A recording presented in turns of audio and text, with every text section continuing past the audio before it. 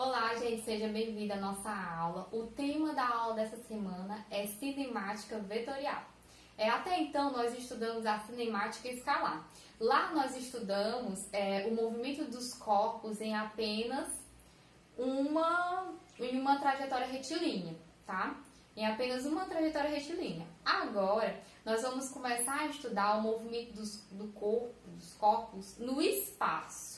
Não somente numa trajetória reta, mas também numa trajetória curvilínea, numa trajetória toda com pontos subindo e descendo. Então, nós vamos trabalhar com trajetórias no espaço, não apenas em uma reta, tá certo? Que é o que é mais próximo do real, né? Se você se desloca da sua casa até a escola, você não vai todo tempo em linha reta, você vai ter que dobrar em ruas, você vai ter que entrar em determinados pontos, então você não vai todo tempo em linha reta. Então aí vai se aplicar uma cinemática vetorial e não uma cinemática escalar. A cinemática escalar você aplicaria em pequenos trechos, mas em todo o seu movimento você aplica uma cinemática vetorial. Por isso a importância de estudarmos vetores, tá? Porque nós vamos usar aqui, nós vamos aplicar aqui. A primeira grandeza aqui vetorial que nós vamos estudar é o vetor deslocamento, representado pela letra D, tá? Minúsculazinha, com a setinha em cima. Lembrando que o vetor é representado por uma letra e em cima dela uma seta. O que é esse vetor deslocamento? É o deslocamento de um corpo, é uma grandeza vetorial. Ela possui módulo, lembrando, direção e sentido, definida como a variação da posição inicial e final de um corpo em um dado intervalo de tempo. Dessa forma, o vetor de deslocamento pode ser obtido pela diferença entre a posição final e inicial, tá? Então, vamos ver aqui uma representação gráfica. Imagine que um corpo saiu de uma posição P1, num tempo T1, e ele se movimentou assim, ó, fez uma curva e foi até a posição P2 em um tempo T2. Então, quem vai ser o teu deslocamento? Teu deslocamento é a distância aqui do ponto P1 até o ponto P2. É a ligação aqui do ponto inicial até o ponto final do movimento dele. Então, eu tenho o teu vetor deslocamento. Essa curva aqui, ó, é a variação de espaço, a variação de posição que o móvel sofreu. Observe o seguinte, que aqui é uma trajetória curvilínea. Nas trajetórias curvilíneas, eu tenho que o módulo do meu vetor de deslocamento é menor do que o módulo aqui da variação de posição, da variação de espaço, tá certo? Porque o vetor ele vai ligar o ponto inicial até o ponto final. Vocês lembram lá, quando a gente vai representar graficamente vetores, e aí tem a regra lá do polígono, que você vai pegar vários vetores e vai ligar uma extremidade à origem do outro, extremidade à origem do outro, e quando no final você vai encontrar o vetor soma desses vetores, você liga a extremidade de um até a origem do outro, não é isso? Então é basicamente isso aqui, ó. Eu tenho um pontozinho aqui, se eu for colocar em um plano cartesiano e ligar da origem, eu vou ter um vetor aqui e vou ter um vetor aqui, certo? Então, se eu for ligar esses dois vetores aí, eu vou ligar uma extremidade até o outro ponto. Então, eu tenho o meu vetor deslocamento, tá certo? Onde a definição é essa. Essa trajetória aqui é quando você pega um objeto e você faz esse movimento com esse objeto, ó. Trajetória curvilínea, não uma trajetória mais reta. Comparando aqui, quando eu tenho uma trajetória reta, ó, trajetória retilínea.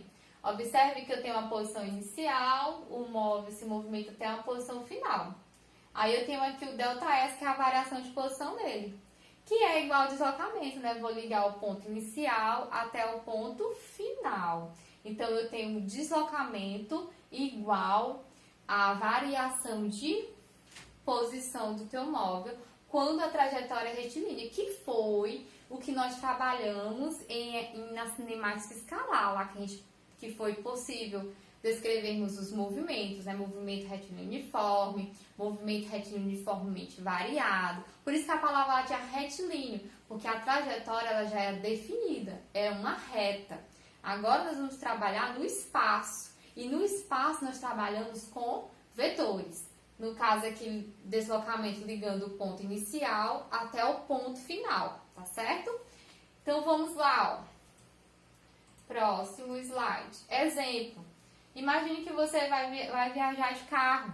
E aí você saiu da sua casa e você vai seguindo aqui a trajetória até o seu destino.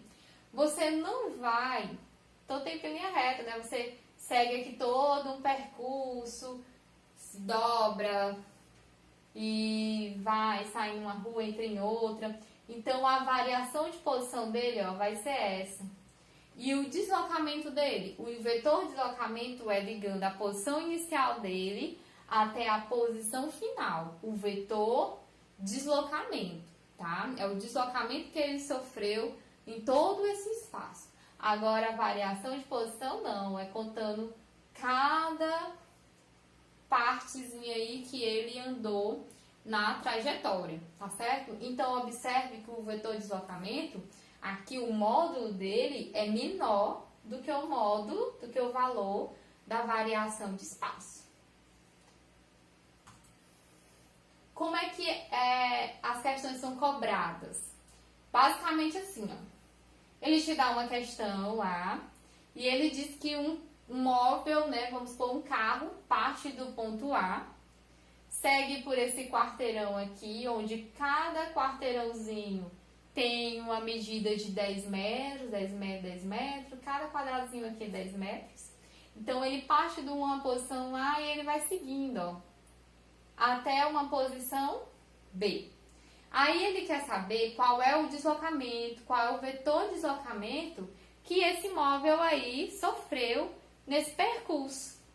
Então, o que você aprendeu? Que o vetor de deslocamento, você vai ligar a posição inicial dele até a posição final dele.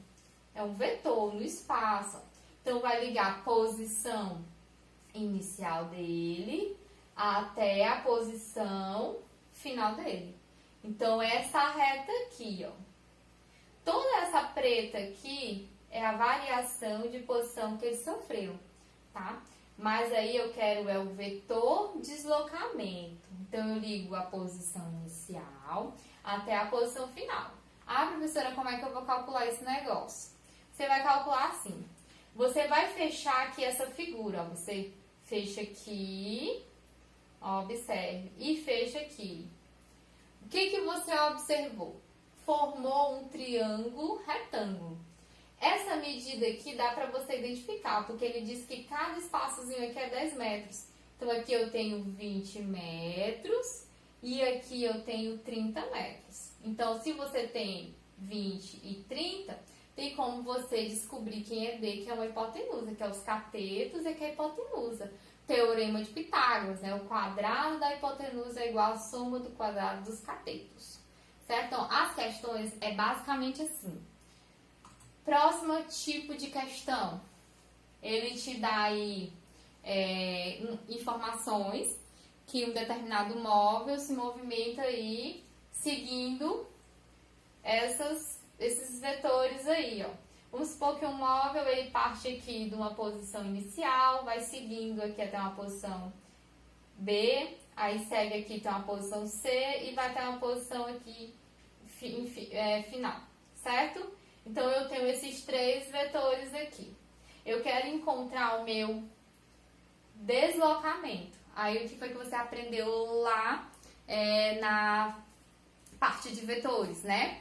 Que você vai ligar o ponto inicial até o ponto final, não é isso? Eu vou ter a soma de todos os vetores, eu vou ter o vetor resultante. Esse vetor resultante aqui é o meu vetor deslocamento. Então, a questão é basicamente assim.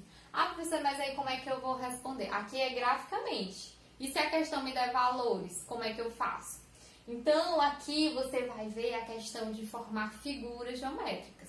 Se você passar, se a questão te deu informações dessas distâncias aqui, ó, dá o módulo de cada vetor, você pode ver que aqui é uma figura geométrica, né? E aí, a partir do conhecimento de figuras geométricas que você tem, você vai conseguir responder. Aqui é um trapézio, aí você vai lá, como é que é a área de um trapézio. A questão pode dar área, ou você pode fechar aqui e encontrar um triângulo retângulo. Então, a questão ela vai te dar meios para você responder, tá bom? Para encontrar um módulo desse vetor deslocamento.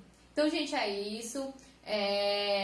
Leiam o livro-texto, pesquisem para que vocês saibam, né, entendam diferenciar o vetor deslocamento da variação de posição e como responder questões utilizando esse vetor deslocamento. E até a próxima!